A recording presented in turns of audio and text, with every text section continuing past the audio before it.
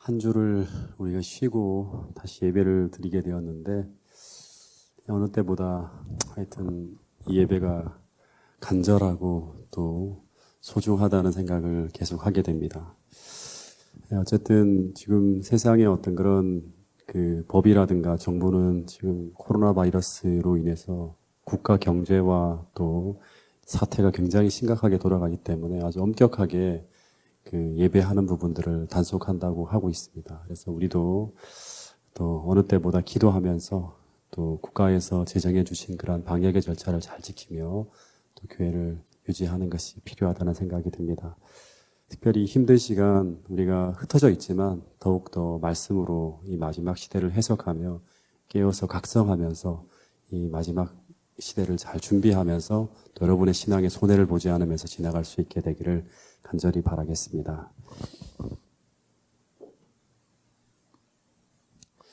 오늘은 창세기 이제 30장을 좀 나가 보도록 하겠습니다. 야곱이 고향 부엘세바를 떠나서 도망가다가 이제 베델에서 하나님을 만난 후에 이 하나님의 도움으로 외삼촌 집에 도착합니다. 그렇죠? 이 야곱의 이동 경로를 보면 이 부엘세바가 고향이고요. 그 다음에 베델에서 하나님을 만나고 그 다음에 지금 하란으로 갔어요. 근데 이 하란에서 그 외삼촌의 딸 그 레아와 라헬을 얻게 되죠. 그렇죠? 그러면서 14년 동안 이제 무료 봉사를 하게 됩니다. 지참금으로. 근데 그동안 이제 이 첫째 부인 레아를 통해 갖고 4명의 아이를 낳게 됩니다. 한번 기억하시나요? 장자 이름이 어떻게 되죠? 12아들 중에 첫 번째 장자 르우벤, 다음에 두 번째 아들 시몬, 세 번째 아들 레위, 네 번째 아들 유다, 이 네 아들을 낳습니다. 그리고 잠시 레아의 생산이 중단되어져요. 그래서 레아는 이제 아이가 더 이상 안 생길 거라고 생각을 합니다. 여기까지가 지난 29장 이야기였습니다. 근데 레아에게 이 4명의 아이가 태어났는데 근데 이 레아는 남편의 사랑을 받지 못하던 그런 사람이었죠. 근데 이런 레아가 아이를 4씩이나 낳음으로 인해서 하나님의 큰 축복을 받아서 어머니로서 크게 성공했어요. 당시에 이제 어떤 그런 세상 풍습으로 본다 그러면 이 동생이 라헬이 친동생이잖아요. 그죠? 정상적이라면 어떤 반응이 나타나야 될까요? 불행하게 살아온 자신의 친언니인 이 레아가 이제 아이를 4명씩이나 생겼어요. 그래서 크게 하나님의 축복을 받은 걸 봤다면 동생인 레아가 어떻게 해야 되죠? 기뻐해야 돼요. 정상적인 그리스도인이라면 아니면 정상적인 사회인이라 하더라도 가족이라면 기뻐해야 되는 일인데 이 사실이 라헬에게 엄청난 고통이었다고 하는 거예요. 그 이유를 창세기 30장 1절에서는 뭐 때문이라고 이야기하고 있는가 하면 창세기 30장 1절 말씀을 같이 한번 읽어보겠습니다. 먼저 시작. 라헬이 자기가 야곱에게서 아들을 낳지 못함을 보고 그의 언니를 시기하여 야곱에게 이르되 내게 자식을 낳게 하라. 그렇지 아니하면 내가 죽겠노라. 네, 먼저 이 라헬이 자기가 야곱에게서 아들을 낳지 못함을 보고 다시 말해서 레아가 4명의 아이를 낳는 동안 그동안 라헬은 한 명의 자식도 생기지 않았다고 하는 거예요. 그죠? 그러면서 자기가 야곱에게서 아이들을 낳지 못함을 보고 언니를 어떻게 하여서? 시기하여서 하란 말입니다. 시기. 다시 말하면 이 시기와 질투라는 죄가 라헬의 마음속에 들어가서 라헬의 마음을 지배하게 되었을 때 그때 이 라헬의 마음에 어떤 일이 벌어졌는가 하면 그 고통과 그 언니에 대한 미움으로 견딜 수 없는 나날을 보냈다고 하는 거예요. 지옥 같은 나날을 보냈을 거야 아마.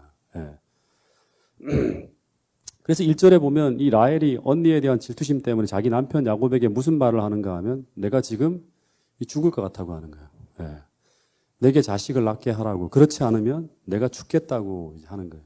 이게 무슨 말인가 하면 왜 당신은 언니보다 나를 더 사랑한다고 말은 하면서 언니에게는 4명씩이나 아이를 태어나게 만들어줬는데 왜 나에게는 단 한 명의 아이도 못 태어나게 하냐고. 내게도 자식이 태어나게 하라고. 그렇지 않으면 내가 죽겠다고 하는 거예요. 예. 이 말을 조금 리얼하게 풀어보면 이제 이런 거예요. 난 언니가 잘 되는 꼴을 볼 수가 없다고 하는 거예요. 예. 그래서 언니에게 아이가 4명씩이나 태어나는 것을 보니까 어떨 것 같아? 난 죽을 것 같다고 하는 거예요. 예. 이게 진짜 좀 더 리얼하게 표현한 거예요. 예. 여러분, 이 라헬과 레아는 어떤 관계인가요? 또 물어보겠습니다. 어떤 관계죠? 친자매예요. 예. 이복자매도 아니고 친자매예요. 그러면 어떻게 돼야 되나요? 서로 사랑하고 아껴주면서 서로의 성공을 빌어주고 서로 축하해주고 해야 되는데 이 서로 잘 되는 꼴을 못 보는 아주 이상한 일이 벌어지는 거예요. 예. 근데 여러분, 우리도 예외가 아닙니다. 우리의 마음속에 시기심이나 이기심 혹은 어떤 그런 질투라는 이런 죄에 감염되어지면 그리스도의 십자가의 사랑으로 서로 이타적으로 사랑해야 될 성도들끼리 같은 교회 안에 있어요. 그죠? 예. 서로 잘 되는 꼴을 못 보고 시기하고 질투하며 심지어 우리가 사랑해야 될 성도가 잘 되는 것을 보며 내가 죽을 것 같아 하는 이런 원수 같은 마음으로 서로 미워하는 이상한 일이 벌어질 수도 있다고 하는 거예요. 예. 이게 죄예요. 이게 시기심과 질투심이라고 하는 죄예요. 예. 이게 감염되어지면 교회는 하나가 될 수가 없어요. 예. 아마 레아에게 자녀가 태어나고 라헬에게는 자식이 없는 기간이 길어질 때 그때마다 야곱이 어떤 말을 했을 것 같아요?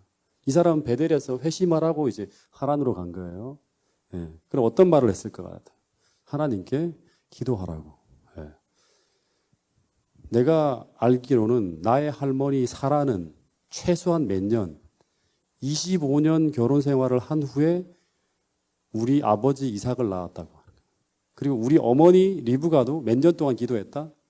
20년 동안 기도하면서 아이를 기다리다가 20년 만에 나와 형이 태어났다고 하는 거예요. 근데 고작 당신은 지금 몇 년도 안 됐는데 무슨 이런 말을 하냐고. 당신이 불평할 일이 아니라고. 그러면서 결론은 뭔가 하면 자녀는 내가 당신에게 주는 것이 아니라 누가 주는 것이다?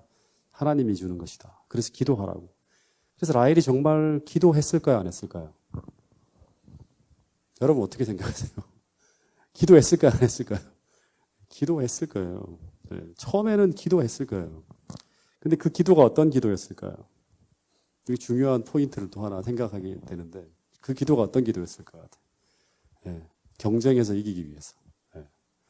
그리고 나의 욕심과 이기심을 만족시키기 위해서 구하는 기도였을 것입니다. 근데 이런 기도에 대해서 하나님은 어떤 말씀을 주셨습니까? 이런 기복적인 기도, 이런 기도는 하나님께서 어떻게 하신다?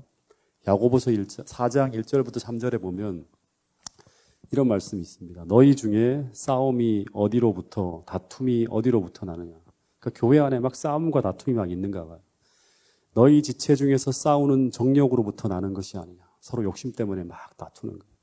너희는 욕심을 내어도 얻지 못하며 살인하며 시기하여도 능히 취하지 못함으로 다투고 싸우는도다. 너희가 얻지 못하면 구하지 아니하기 때문이요. 구하여도 받지 못하면 뭐로 쓰려고? 정력으로 쓰려고 잘못 구하기 때문에 하나님은 그 기도에 응답할 수가 없다고 하는 거예요.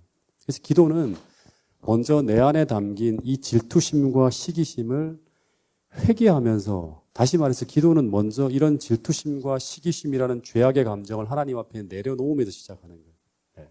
그게 이제 기도예요. 거기서부터 마음의 평안이 시작되어지는 것이고 하나님은 그 다음에 환경의 변화를 일으켜 주시는 거예요.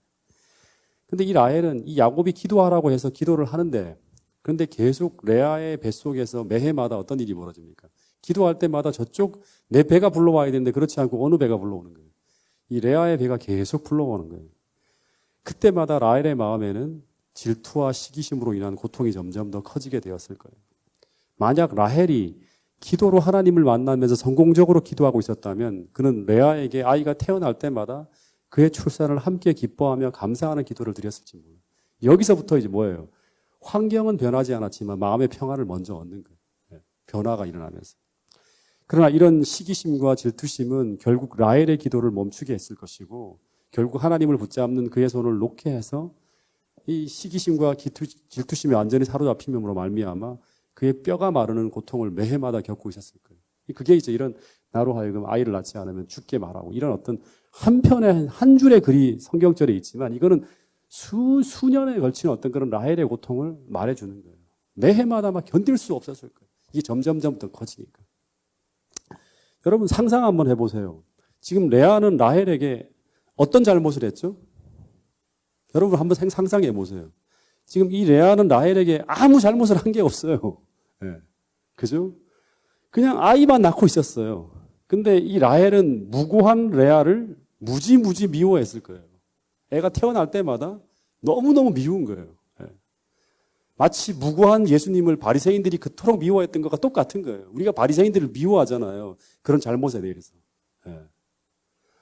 그리고 레아가 라헬에게 손 한 번 댄 적 없지만 손 한 번 대지 않았어요. 근데 레아 때문에 이 라헬은 아파 죽을 것 같은 고통을 당하고 있는 거예요. 이게 시기심과 질투심이라고 하는 거예요. 네. 여러분 이 시기와 질투가 마음속에 가득 차면 나에게 아무런 잘못을 하지 않은 사람을 우리는 그냥 이유 없이 그 사람이 성공하고 잘되고 하는 것을 기뻐하는 것이 아니라 시기하고 질투하며 그를 미워하게 된다고 하는 거예요. 그러면서 내 영혼이 그 고통 속에서 파괴되어지고 파멸되어져요. 이걸 키우면 결국에는 우리가 죽는 거예요. 네. 여러분 이 시기와 질투는 히브리어로 카나라고 하는 단어를 쓰는데요. 이 카나 히브리어로. 그 의미가 뭐냐 그러면 타인의 성공이나 부요함이나 칭찬이나 명예나 행복을 보고 마음이 행복한 것이 아니라 마음이 상해서 분노가 그 속에서 끓어오르는 것, 이것을 가지고 시기라고 한다고 합니다. 그런데 이것이 얼마나 심각한 문제인가 하면 이 시기가 우리의 마음을 지배할 때 이 시기심이 우리 자신에게는 잠언 14장 30절에 보면 자신의 뼈를 썩게 할 만큼 뼈를 썩게 한다고 해요. 그만큼 우리를 고통스럽게 하고 뼈를 썩게 한다는 건 뭐예요? 우리로 하여금 우리 심령이 병들게 만든다고 하는 거예요. 죽게 만든다고 하는 거예요. 그런데 이 시기심이 나만 고통스럽게 하는 게 아니에요. 이 시기심에 일단 감염되어지면 우리는 이 시기와 질투의 대상인 타인까지 파멸시키려고 한다고 하는 거예요. 잠언 27장 4절에 보면 어떤 말이 있는가 하면 이 무서운 말이에요. 부는 잔인하고 노는 창수 같으니 같거니와 투기 앞에서야 누가 서리오라고 하는 말을 해요. 이게 무슨 말인가 하면 시기는 분노와 비교할 수 없을 만큼 잔인하고 무서운 감정으로 상대를 공격하게 만드는 것이 바로 뭔가 하면 이 시기와 질투라고 하는 거예요. 분이나 노가 투기를, 이 질투를 당해내지 못한다고 하는 거예요. 잠언에서는. 그리고 아가서 8장 6절에서는 어떤 말씀을 하고 있는가 하면 사랑은 죽음같이 강하나 질투는 음부같이 잔인하며 불길같이 일어나나니 그 기세가 여호와의 불과 같다. 그 기세가 여호와의 불과 같다고 하는 거예요. 다시 말해서 이 시기와 질투는 하나님의 사랑까지도 다 꺼버릴 만큼 잔인하고, 그러니까 레아가 나중에는 이 하나님의 사랑이 이 시기 때문에 다 꺼져요. 결국에는 불타올 싹 텄던 이 하나님에 대한 이 의지하는 마음이 다 사라집니다. 나중에 레아가. 그리고 하나님의 성령의 불길만큼 강한 힘을 가지고 우리의 마음에 일어나는 것이 바로 시기라고 합니다. 여호와의 불과 같다고 하는 게 뭐예요? 성령의 능력, 불길같이 우리의 마음을 확 불타오르게 만드는 게 바로 이 시기라고 하는 거예요. 그래서 이 시기심의 불꽃을 우리가 그리스도의 사랑으로 끄지 못하면 나의 뼈를 마르게 하고 그리고 상대를 잔인하게 파멸시킬 수 있을 만큼 무서운 것이 바로 무엇이다? 시기심이라고 하는 거예요. 그러니까 오늘 이 시기나 질투의 이 감정, 이게 이런 것에 대해서 우리가 정확하게 이해하고 우리 공동체가 하나가 되게 하기 위해서 이것이 우리의 마음속에 사라져야 돼요. 완전히. 오늘 공부하면서 그런 결심과 각오를 가지고 우리의 마음속에 그런 마음들이 불타오르고 있는 것이 혹시 있는지를 살펴야 돼요. 어쨌든 이 라헬이 너무나 괴롭고 고통스러워서 야곱에게 언니에게는 내 식이나 자식을 주면서 왜 당신은 나에게는 자식을 주지 않느냐고 하면서 야곱을 막 지책할 때 야곱이 뭐라고 말을 하는가 하면 2절에 보면 이런 말을 했다고 합니다. 자, 2절 한번 읽어보겠습니다. 2절 시작. 야곱이 라헬에게 성을 내어 이르되 그대를 임신하게 못하게 하시는 이는 하나님이시니 내가 하나님을 대신하겠느냐. 여기서 중요한 게 뭐냐면 야곱이 어떻게 했다? 성을 내어 이르되, 이 말이 좀 중요해요. 성을 내면서. 그대를 임신하지 못하게 하시는 이는 하나님인데 내가 하나님을 대신하겠느냐 하는 이 말은 틀린 말이 아니죠. 성경적인 말이에요. 그죠? 아이를 주는 것은 내가 아니라 하나님이다. 그래서 야곱은 지금 라헬에게 이 문제를 가지고 내한테 그렇게 하지 말고 하나님 앞으로 가지고 가서 너의 괴로운 감정을 하나님께 토로하라고 말하고 있는 거예요. 이 옳은 말을 하고 있잖아요. 근데 문제는 라헬이 이 말을 듣고 더 하나님 앞으로 나가서 기도하게 될까요? 막 승질을 내면서 막 이러는 거예요, 지금 야곱이. 지금 똑같은 말을 내가 몇 번씩 하냐고. 내가 이전에 그런 말을 했지 않냐고 하면서. 내가 사람 아이를 주는 게 아니지 않냐고 하면서 막 승질을 막 낸 거예요. 그랬더니 야곱의 이 말을 듣고 하나님으로 나가서 기도하는 게 아니라 그렇게 하지 않고 이 말을 듣고 난 후에 모습을 보면 라헬은 야곱에게 자신의 시종인 비라를 통해서 아이를 낳게 하는 제안을 합니다. 이 이야기를 듣고 난 다음에 하나님이 주신다고 했는데 기도하지 않고 어떻게 해요? 그러면 나의 첩을 줄 테니까 자식을 낳으라고 하면서 이렇게. 그래서 또 다른 문제를 유발하는 거예요. 그러니까 야곱의 말이 지금 라헬에게 아무런 영향을 미치지 못하고 있었다고 하는 거예요. 그러니까 여러분, 모든 죄는요, 모든 잘못된 것은 한 사람의 잘못만이 아니에요. 다 상호 영향을 주고받으면서 어떤 문제가 벌어지는 거예요. 물론 라헬의 불신과 시기와 질투로 가득 찬 마음이 문제이지만, 그런데 제가 볼 때는 더 큰 문제는 라헬을 하나님께로 이끌어야 될 하나님의 사람인 야곱이 지금 같이 무너지고 있었다고 하는 거예요. 여러분, 본문에 보면 야곱은 옳은 말을 어떻게 하고 있는가 하면 화를 내면서 이 말을 하고 있었고, 뒤이어서 라헬의 이 비라를 첩으로 들여서라도 아이를 낳게 하라는 이런 어떤 불법적인 청을 어떻게 합니까? 거절하지 못하는 거예요. 설득하지 못하는 거예요. 다시 말하면 영성의 현저한 부족함을 드러내고 있는 거예요. 영적인 영향력이나 힘이 사라지고 있는 거예요. 하나님의 말씀과 뜻을 전하고 있는데 그 말씀이 그 가정에서 전혀 영향력을 미치지 못하고 있는 거예요. 여러분, 우리가 아무리 좋은 말씀, 옳은 말을 많이 하고 그리고 듣고 있다 하더라도 우리가 하나님과 밀접히 접촉하는 가운데 거룩한 영성과 거룩한 품성을 소유하지 못한다면 우리의 영적인 영향력은 야곱처럼 우리 삶에 우리와 관계된 사람들에게 전혀 영향력을 미치지 못하는 일이 벌어질 수도 있다고 하는 거예요. 아주 무력해지는 거죠. 그러니까 옳은 말을 하는데 화를 내면서 하고 있고, 그리고 그 다음에 아내가 분명히 불법적인 제안을 하고 있는데 이걸 막지 못하는 거예요. 따라가는 거예요. 불법인지 알면서도, 무엇이 옳은 것인지 알면서도. 여러분, 그래서 이 야곱은 일부 다처로 시작해서 라헬의 시종인 비라를 첩으로 얻는 축첩으로까지 이어지는 불법을 저지릅니다. 그 때문에 결혼 생활이 더 엉망이 되어버리는 거예요. 더 엉망이 되어버리는 거예요. 그 이야기를 5절부터 13절까지 한번 읽어보겠습니다. 5절부터 13절, 창세기 30장 5절부터 13절까지 이야기를 같이 한번 읽어보겠습니다. 시작. 비라가 임신하여 야곱에게 아들을 낳은지라. 라헬이 이르되 하나님이 내 억울함을 푸시려고 내 호소를 들으사 내게 아들을 주셨다 하고 이로 말미암아 그의 이름을 단이라 하였으며, 라헬의 시녀 비라가 다시 임신하여 둘째 아들을 야곱에게 낳으매 라헬이 이르되 내가 언니와 크게 경쟁하여 이겼다 하고 그의 이름을 납달리라 하였더라.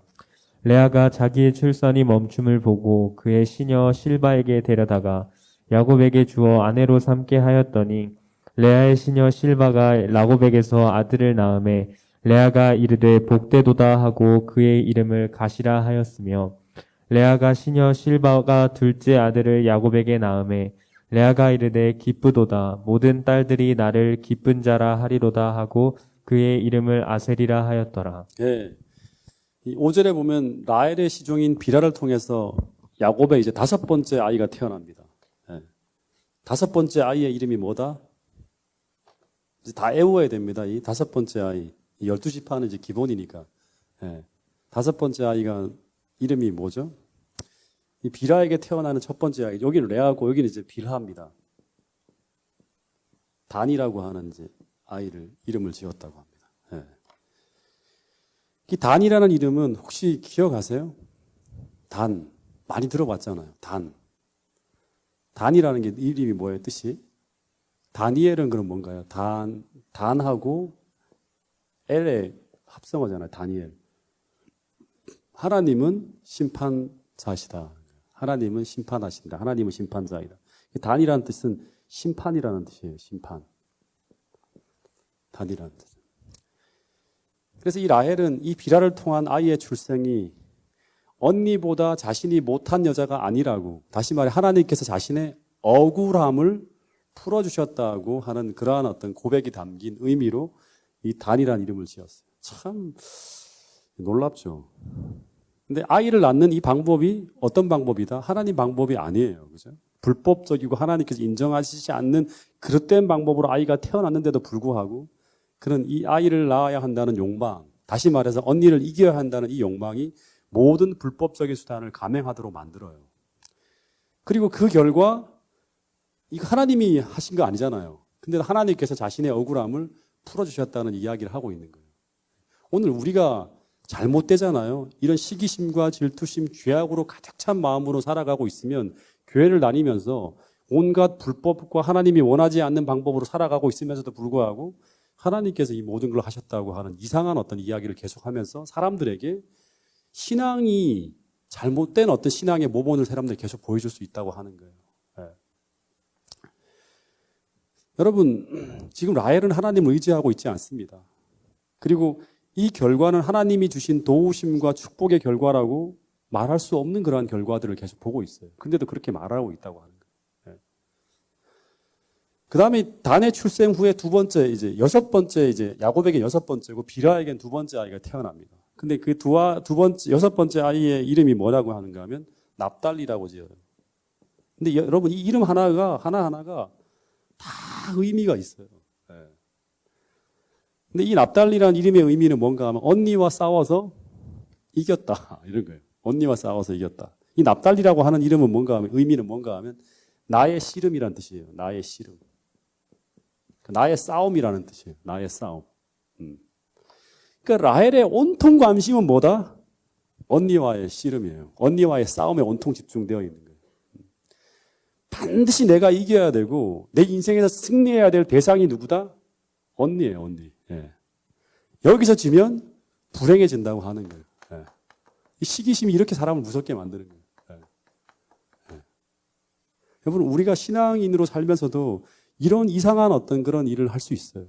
계속 내가 그 생각하는 모든 관심이 뭔가 하면 이런 시기심과 질투심에 사로잡혀서 아무런 나에게 잘못하지 않는 사람들을 대상으로 계속 헐뜯고 비방하고 그 사람을 무너뜨리기 위해서 온통 거기에만 관심이 있는 거예요. 그리고 그 사람에 대해서는 항상 삐뚤하게 보는 거예요. 나의 시기심의 대상이 된 사람은 그렇게 변해버리는 거예요. 절대 이 레아가 라헬에게 이런 어떤 그런 식으로 갈 수가, 그런 잘못을 한 사람이 아니죠. 그죠? 근데 이렇게 변해버리는 거예요. 사람을 이렇게 이상하게 만들어버리는 거예요. 근데 이런 일이 벌어지자, 그리고 이름이 이렇게 막 지어지고 막 이러니까 언니인 레아가 그동안 가만히 있다가 가만히 있을 수가 없는 거예요. 예. 지금 막 이쪽에서 이제 아이 둘을 태어나게 하고 드디어 내가 이제 억울함을 면했다. 이제 언니를 이겼다. 그리고 막 하나님이 나의 억울함을 풀어주셨다고 하는 막 이런 이야기를 계속하면서 아이가 태어난다고 하니까 언니 레아가 생산이 끝났잖아요. 근데 가만히 있을 수가 없는 거예요. 레아도 지금 자신은 단산이 되었지만 동생이 비겁하게 불법적으로 불법적인 수단을 써서 아이를 얻는 걸 보고 이 레아도 이제 시기심에 이끌려서 하지 말아야 될 일을 하는 거예요. 라헬이 사용한 것과 동일한 방법들을 사용해서 아이를 낳기를 선택을 합니다. 그래서 또 하나의 이제 첩이 아내로 들여가는데 그 레아의 첩의 이름이 뭐죠? 실바라고 합니다. 실바. 네. 그래서 이 자신의 여종인 실바를 야곱에게 주어서 아이를 낳게 하는데, 그래서 이 레아에게도 자신의 여종을 통해서 두 아이를 더 얻습니다. 그 첫 번째 아이 이름이 뭐다? 그러니까 여기 일곱 번째 아이죠. 갓이라고 하는 거예요. 갓. 네. 이 이름은 의미가 뭐냐고 행운이에요. 이상하죠, 이름이? 이전에 내 아이들의 이름하고는 전혀 다르죠. 행운이라고 이름을 지었어요. 그리고 실바를 통해서 둘째 아들, 여덟 번째 아들이 태어나는데 이 여덟 번째 아이의 이름은 아셀이라고 지어요. 아셀. 이 아셀의 이름에 뭔가 하면, 이 뜻이 뭔가 하면 행복을 가져다 주는 자. 행복을 가져오는 자. 네. 그러니까 지금 레아의 첫 네 아들이 태어날 때와 지금 자신의 여종인 실바를 통해서 두 아이가 태어날 때 이 레아가 아이들에게 이름을 지어주면서 나타난 레아의 모습이 이전과 전혀 달라졌어요. 첫 네 아들 중에 세 아들이 태어날 때 한 진술에서 레아는 하나님을 구하고 하나님을 인정하고 그분을 찬송합니다. 근데 지금 이 레아는 하나님을 생각하지 않고 있고 단지 자신의 현명한 꾀가 성공한 결과에 대해서 어떻게 한다? 행복해하고 있는 거예요. 네. 네. 그러니까 완전히 이제 레아도 라헬과 더불어서 이제 자기의 시기와 질투의 대상으로 라헬이 선정이 되는 거예요. 타겟이 정해지는 거예요. 그래서 이 그토록 하나님을 의지하던 레아가 지금 라헬의 시기와 질투라는 이 죄된 감정에 함께 휘말리면서 레아마저 시기와 질투 속에 빠져버린 거예요. 여러분, 그러면서 이 가정이 이 아들에게까지 다 감염이 돼요. 그래서 나중에는 이 12아들이 완전히 다 불화하면서 싸우고 하는 어떤 그런 일이 벌어집니다. 하나님의 아들의, 하나님 나라의 기초가 돼야 될 이 12지파가 처음에는 그렇게 갑니다. 네.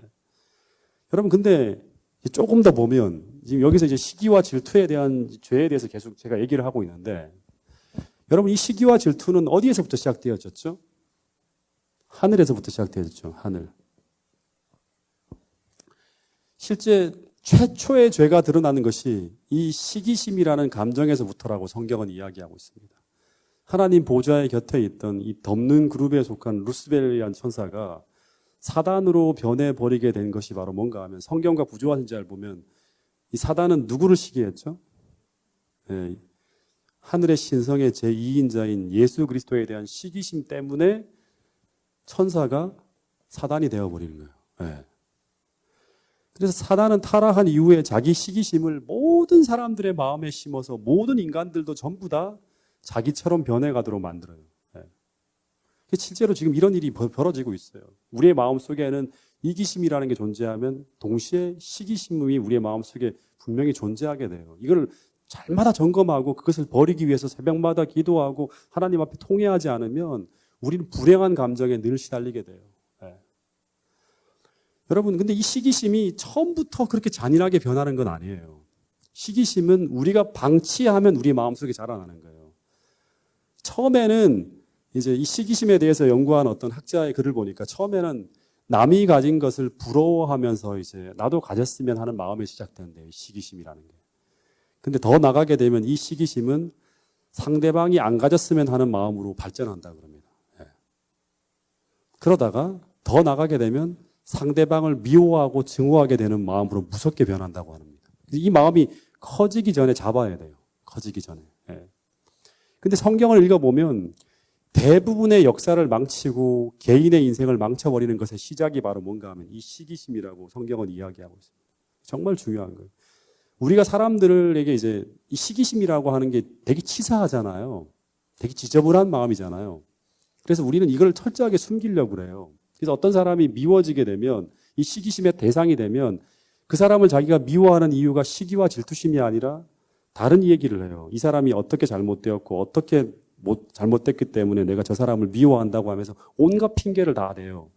그래서 이 시기심을 숨기려고 해요. 왜냐? 그럼 너무 지저분하니까. 너무 치사하니까.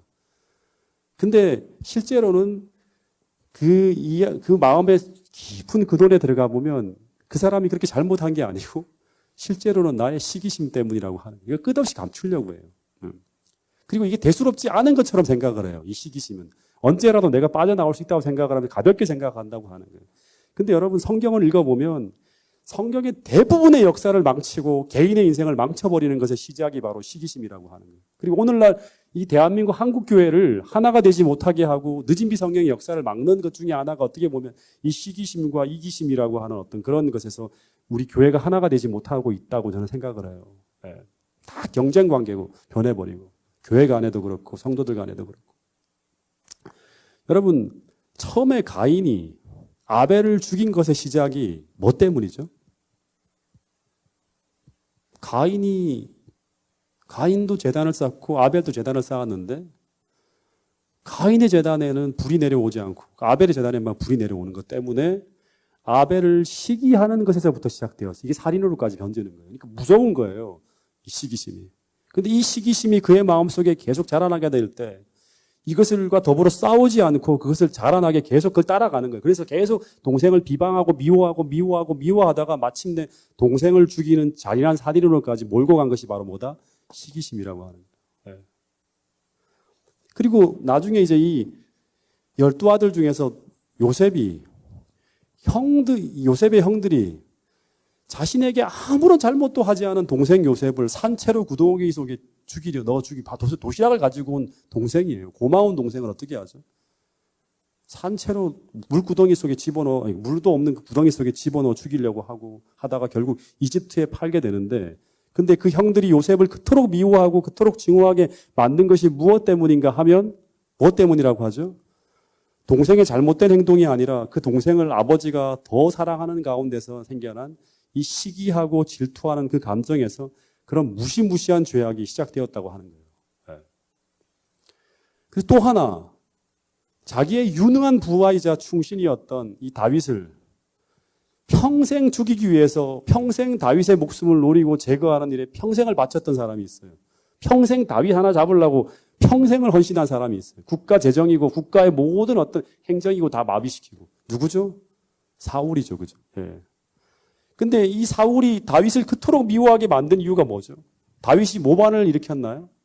창을 던졌나요? 뭐 행정적인 실수를 했나요? 그렇지 않고 뭔가 하면 자기보다 다윗이 백성들의 사랑을 더 많이 받게 됐다고 하는 것을 보는 순간 어떻게 되는가 하면 확 완전히 미쳐버리는 거예요. 예. 다윗에 대한 사랑이 바로 식어버려요. 그 소리를 듣는 순간 다윗이 이긴 사람은 죽인 사람은 만만이고 자기가 쳐 죽인 사람은 천천이라는 이 말, 천천과 만만 이 하나의 차이로 인해서 확 사랑이 식어버려요. 그동안 막 다윗을 아끼고 했던 마음이 확 살아버리고 그 다음에 평생 죽이려는 마음을 품게 만들었다고 하는 거예요. 여러분, 이 아벨, 요셉, 다윗 전부 그 사람들이 미워해야 될 대상이 아니라 의로운 사람들이고요. 정말 아끼고 사랑해야 될 사람들이에요. 전부 다. 그죠? 근데 이 시기심과 질투심은 사단이 넣어준 이 시기심과 질투심은 이유 없이 우리가 사랑해야 될 대상을 미워하게 만든다. 여러분, 예수님이 이 땅에 오셔서 바리새인들에게 잘못한 게 뭐가 있나요? 그렇지 않죠. 이 바리새인들이 예수님을 십자가 못 박아 죽이게 된 이유가 바로 뭐죠? 자기들보다 예수님이 더 인기 있는 거예요. 더 사랑을 받는 거예요. 그 마음이 사단에게서 온 마음이라는 것을 깨닫지 못하고 계속 품고 자라고 키웠을 때 결국에는 자신을 구원하기 위해 온 정말 의로운 예수님을 십자가에 못 박아 죽이는 이런 어떤 무시무시한 일을 하게 만든 것이 무엇이다? 오늘 우리가 사소하게 생각하는, 오늘 우리가 그 마음을 품고 버리려고 하지 않고 품고 다니는 이 시기심과 질투심이라고 하는 무서운 죄악이라고 하는 거예요.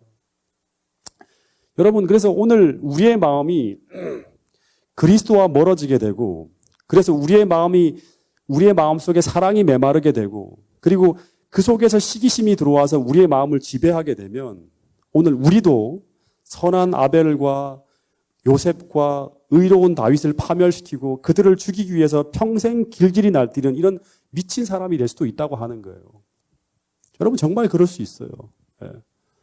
우리가 아끼고 우리가 사랑해야 될 정말 하나님께서 보내주신 사람을 우리가 파멸시키기 위해서 계속 그를 고통스럽게 만들 수도 있다고 하는 거예요. 이게 무엇 때문이다? 이 시기심 때문이라고 하는 거예요. 예. 우리를 정상적인 그리스도인으로 못 살게 하는 거예요. 예. 여러분, 뿐만 아니라 오늘 이 배웠죠. 예. 정말 사랑해야 될 불쌍한 자신의 언니, 그리고 자신이 사랑해야 될, 아껴야 될 동생을 마치 원수처럼 서로 증오하고 미워하게 만들 수 있는 게 바로 무엇이다? 이 시기심이라고 하는 거예요. 이 치사하고 더러운 이기심이라고 하는 거예요. 여러분, 근데 이것이 우리가 그냥 털어버릴 수 있는 게 아니라 날마다 사단은 교묘하게 우리의 마음속에 그걸 넣어줄 수 있어요. 아침마다 점검해야 되고 우리의 마음속에 요만한 틈이라도 생기지 않도록 날마다 하나님 앞에 불복하며 이것과 더불어서 싸워야 돼요. 이런 싹이 트지 못하도록 만들어야 돼요. 네. 여러분, 이런 이야기가 있더라고요. 게를 담은 바구니에는 뚜껑이 필요 없다고 해요. 이 게를 담아놓은 바구니에 뚜껑이 필요 없대요. 왜 그런가 하면 바구니 안에 여러 마리의 게를 딱 넣어두면요, 어떤 개 한 마리가 이렇게 바구니 둘레를 쭉 따라 기어오르면 다른 개가 얼른 쫓아와서 반드시 끌어내린대요. 그 아래로. 그래서 개들은 영원히 바구니 바깥 세상으로 비약하지 못하게 된다고. 서로 계속 끌어내리는 거예요. 못 올라가게 계속 끌어내리는 거예요. 여러분 똑같이 이 투기의 감정이 교회나 기타 이 신앙 공동체 안으로 들어오게 되면 성숙이나 발전 대신에 서로 질투하고 시기하고 끊임없이 다른 동료들의 성숙이나 성장을 방해하는 모함과 험담과 질투와 투기가 교회를 가득 채운다고 합니다. 이게 오늘날 수많은 분열되어진 교회의 원인들 중에 하나예요. 예. 교회가 마치 이 개를 담은 바구니처럼 스스로 무너지게 된다고 하는 거예요. 스스로 파멸의 길로 간다고 하는 것입니다. 얼마나 추추하고 지저분한 감정입니까? 근데 우리 모두가 이런 감정에서 자유롭지 못하다고 하는 거예요. 근데 어떻게 우리는 이 시기심에서 깨끗하고 자유롭게 될 수 있을까? 답은 하나예요. 여러분, 그 고린도전서 13장에 보면 사랑은 무엇이라고 하죠? 사랑의 특징 중에 하나가 사랑은 시기하지 아니하며라고. 그리스도의 사랑은 시기하지 않는다고 하는. 여러분 답은 하나예요. 그것은 바로 그리스도의 사랑이 우리의 마음을 지배하게 될 때 가능합니다. 십자가를 날마다 바라보고 그 깊은 사랑 속에 우리가 젖어 들어가야 돼요. 사랑은 시기하지 아니하며 하는 것처럼 그리스도의 사랑이 우리의 마음속에 들어올 때 그 사랑이 우리로 하여금 시기하지 아니하도록 우리의 마음을 인도한다고 하는 것입니다. 그래서 그 사랑은 바로 십자가를 바라볼 때 그리스도를 바라보며 그 사랑을 묵상하고 그리고 그 사랑을 구하고 간구할 때 간구해야 되는 거예요. 그때 주의 성령을 통해서 우리의 마음속에 부어진다고 하는 것입니다. 그 사랑이 우리의 마음을 지배하게 될 때 우리는 시기심과 질투라는 지저분하고 추한 마음이 아니라 선하고 거룩하고 아름다운 마음으로 변화되어져서 시기와 질투라는 사슬에서 벗어나게 된다고 하는 거예요. 여기서 자유롭게 될 때 우리의 마음이 얼마나 큰 평안을 얻을지 여러분 한번 상상해 보세요. 매일같이 내가 시기하는 사람을 위해서 기도하고 날마다 싸우는 거예요. 그분을 축복하게 해달라 그러고 그런 마음이 들 때 내가 하나님 이렇게 내가 지저분한 사람입니다. 주님 용서해달라고. 여기서 자유롭게 해달라고. 내 마음속에 평안을 달라고. 날마다 기도하면서 하나님께 새로운 마음을 주실 때까지 싸워야 되는 거예요. 네. 여러분 정말 파주중앙교회 공동체가 또 한국의 이 교회 공동체가 정말 이런 시기심과 이기심에서 완전히 자유롭게 되어서 정말 서로를 축복하고 서로를 위해서 기도하는 그러한 아름다운 하나가 되는 그리스도의 사랑으로 하나가 되는 그런 공동체가 되어질 때 늦은 비 성령이 이 교회에 임하게 된다고 저는 확신합니다. 여러분 이 파주중앙교회 모든 성도들이 그런 거룩한 사랑의 공동체로 하나가 될 수 있기를 간절히 바라면서 오늘 말씀을 줄이도록 하겠습니다. 기도 제목을 드리도록 하겠습니다. 사모가 시작할 때 기도했던 것처럼 이 코로나 바이러스의 조기 종식을 위해서 또 이 코로나 바이러스로 인해서 고통받는 분들을 위해서 기도해 주시길 바라겠습니다. 특별히 정말 우리가 기도해야 될 제목 중에 하나는 뭔가 하면 경제가 상당히 어려워지고 있습니다. 이게 아마 오래오래 갈 것 같아요. 근데 정말 경제적인 어려움을 당하지 않도록 우리 성도들의 사업장과 또 우리 성도들이 속해 있는 그 하나하나의 어떤 업체들이 사업체들이 정말 이 어려운 시기들을 잘 지나갈 수 있도록 여러분 간절하게 기도해 주시기를 부탁드리겠습니다. 그리고 편찮으신 분들 한 분 한 분을 위해서 기도해 주시면 감사하겠습니다. 우리 여전히 그 사투하고 계신 우리 문원근 할머니, 또 우리 문영곤 집사님, 김수홍 집사님, 김순진 집사님, 그리고 김영수 집사님이 지금 방사선 치료를 계속 하고 있어요. 격리 상태에서. 그래서 이 마지막 치료가 잘 끝날 수 있도록 우리 김영수 집사님을 위해서도 기도해 주시고요. 또 우리 성낙원 목사님과 성백곤 우리 형제님을 위해서 기도해 주시면 감사하겠습니다. 그리고 우리 어머니께서 이제 내일 장모님께 퇴원을 하시는데 참 감사하게도 이게 좀 많이 상태가 좋아지신가 봐요. 만져질 것도 크기가 줄어들 만큼 좋은 어떤 그런 경험을 하고 지금 동해로 지금 돌아가신다고 하시는데 걱정되는 것은 돌아가서 또 이렇게 다시금 그 옛 생활로 돌아가지 않을까 아버님하고 같이 지내시면서 염려가 됩니다. 하여튼 성도님들의 기도로 어머니께서 지금 좋은 어떤 그런 상태로 지금 그 치료를 하고 계신다고 그런 그 얘기를 들었는데 성도님들에게 감사하다는 말씀을 전하고 싶습니다. 그리고 우리 김양수 그 분인데 제가 지지난주에 이제 병원에 가서 지금 내사 상태에 계신 분인데 제가 기도하고 돌아왔는데 그 가족들이 그 여러 가지로 하여튼 간에 교회에 대한 어떤 좋은 마음들을 가지면서 계속 저랑 이제 연락을 하고 있습니다. 그 아버님부터 시작해서 형제들이 다 신앙을 잠시 이렇게 떠난 상태에 있었는데, 근데 지금 어머님은 교통사고로 지금 생명이 위중한 상태에 있는데, 그 하나님께서 이 모든 과정을 지나가면서 파주에 사시는 분들이에요. 다시금 하나님의 은혜로 가족들이 돌아올 수 있도록, 우리 김양수님은 지금 내사 상태에 있으시는 분이고, 그 따님이 강유선이라고 합니다. 이 따님을 위해서도 기도를 부탁드리겠습니다. 우리 개인 기도 시간을 가진 후에 우리 마치는 순서를 진행하도록 하겠습니다.